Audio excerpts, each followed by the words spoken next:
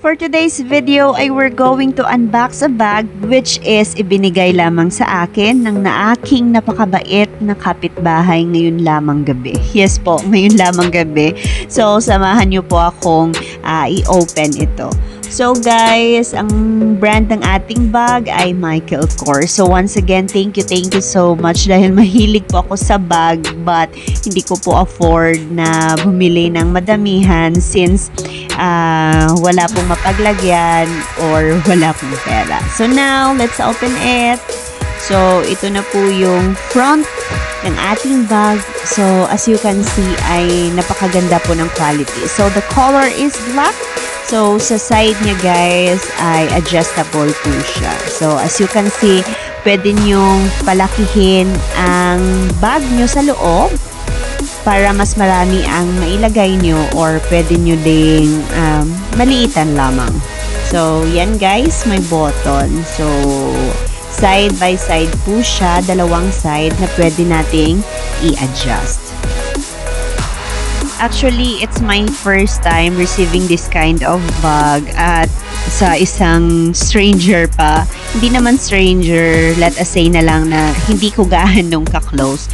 So again, thank you so much. I'm very thankful and I'm very happy kasi mahilig po ako sa mga ganitong bag. So again guys, ang bag po natin ay may nakalagay na MK and it's leather type. So ayan, may MK na circle.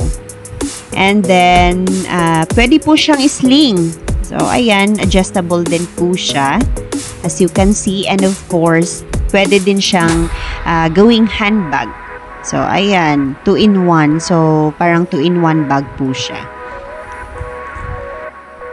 So, guys, let's open it para malaman natin kung ano yung laman niya sa loob. And as you can see, wala pa po siyang laman. So, ayan. Yan po yung parang nagmamagnet para ma-close po yung bag natin. So, may nakalagay po dyan na letters. I mean, parang coding po siya.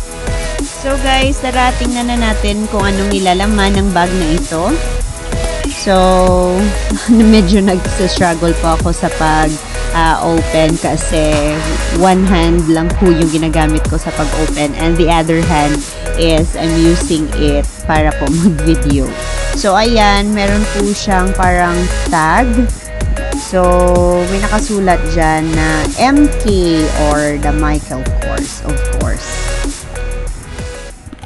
So guys, ilipat lang po natin para mas klaro yung makita natin sa nakalagay na tag. So yes, it's MK, Michael Kors, at sa back niya ay ang QR code niya. So pwede siyang i-scan.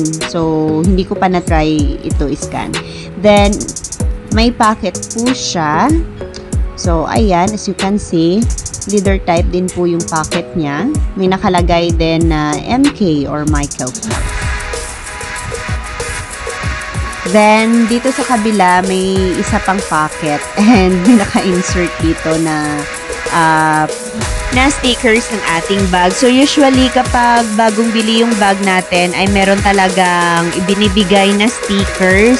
So, like it, yung iba nagsisilbing warranty or information ng ating bag. So guys, like I said kanina, ang bag na ito ay 2-in-1. So pwede siyang sling or sling bag at pwede din siyang i-handbag. So if you want na handbag lang siya, pwede nyo pong kunin ang part na to. And if gusto nyo namang sling, ibalik nyo lang po. I like this bag kasi pwede siyang paglagyan ng wallet, cellphone, and other stuff. So, I think pwede din siyang ilagyan ng milk ng anak ko. And this one is super girly. So, I really like it. Kasi madali lang siyang bitbitin. Hindi siya masyadong mabigat.